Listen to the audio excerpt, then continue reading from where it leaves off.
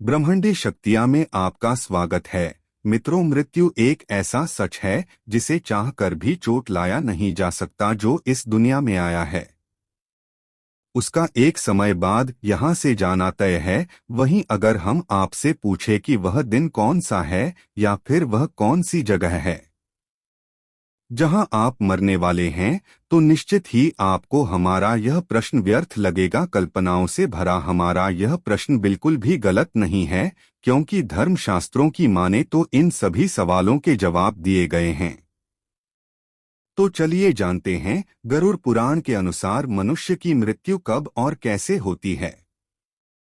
गरुड़ पुराण की माने तो जिस समय मनुष्य की मृत्यु होने वाली होती है, वह बोलने की कोशिश करता है लेकिन बोल नहीं पाता है। बढ़ते समय के साथ मनुष्य के बोलने की सुनने की शक्ति नष्ट हो जाती है। उस समय शरीर से अंगूठे के बराबर आत्मा निकलती है, जिसे यमदूत पकड़कर यमलोक ले जाते हैं। गरुड़ पुराण में ऐसा वर्णन मिलता है कि यमराज के दूत आत्मा को यमलोक तक ले जाते हैं, उसे डराते हैं और उसे नर्क में मिलने वाले दुखों के बारे में बताते हैं। यमदूत हो कि ऐसी बातें सुनकर आत्मा जोर जोर से रोने लगती है।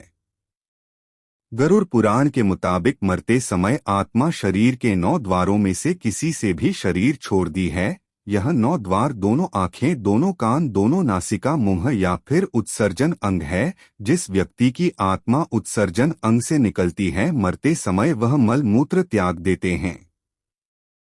हालांकि गरुड़ पुराण में इस तरह से प्राण का त्यागना अच्छा नहीं माना जाता। गरुड़ पुराण में भगवान विष्णु करोड़ को बताते हुए कहते हैं कि जो लोग मोह माया में फंसे होते हैं और वही उनके अंदर जीने की तमन्ना बहुत ज्यादा होती है, इसके साथ ही परिजनों की और भी मोह ज्यादा होता है। ऐसे लोगों की मृत्यु निकट आने पर आंखें काम करना बंद कर देती हैं, कान से सुनाई देना बंद हो जाता है, कब अधिक होने लगता है और वह चाह कर भी कुछ बोल नहीं पाता।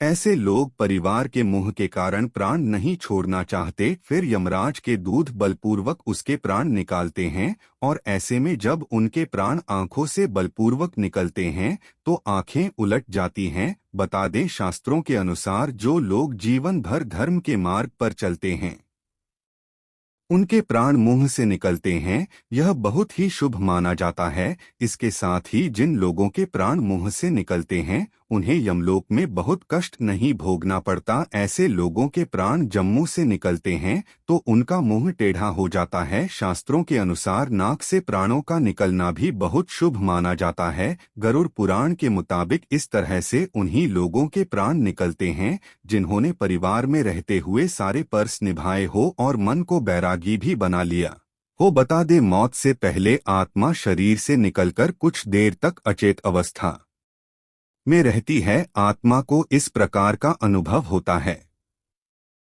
जैसे कठिन परिश्रम से थका हुआ मनुष्य गहरी निद्रा में होता है, लेकिन कुछ पल में यह चीज से सचेत हो जाती है और उठकर खड़ी हो जाती है। मित्र, जो व्यक्ति के शरीर से आत्मा निकलती है, तब उसे कुछ समय तक पता ही नहीं चलता कि वह शरीर से अलग है। उसी प्रकार व्यवहार करती है जैसे शरीर में रहते हुए उसका व्यवहार था। आत्मा अपने सगे संबंधियों को आवाज देती है, पर वह सुन नहीं पाते हैं, जिसके चलते आत्मा को बेचैनी और छटपटाहट होने लगती है।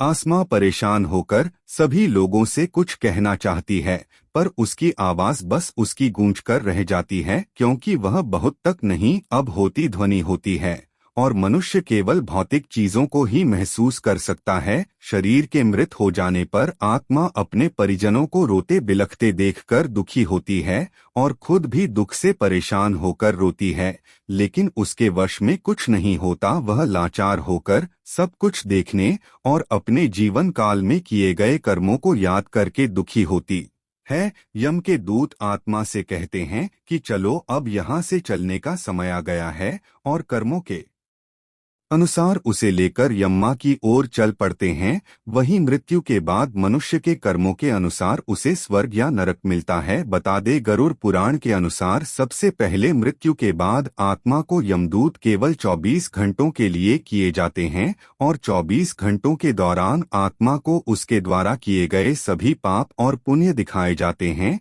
इसके बाद उस आत्मा को फिर से वही छोड़ दिया जाता है जहां उसने अपने प्राणों का त्याग किया था और अगले 13 दिनों तक यह आत्मा वही रहती है। जब उसकी धरती पर 13 दिन बीत जाते हैं तब उसे वापस यमलोक ले जाया जाता है।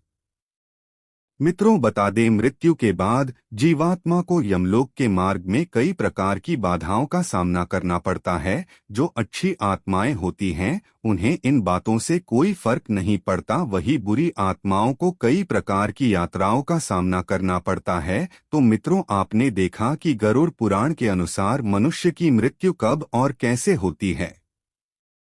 अगर आपको यह जानकारी पसंद आई हो तो लाइक सब्सक्राइब करें। धन्यवाद।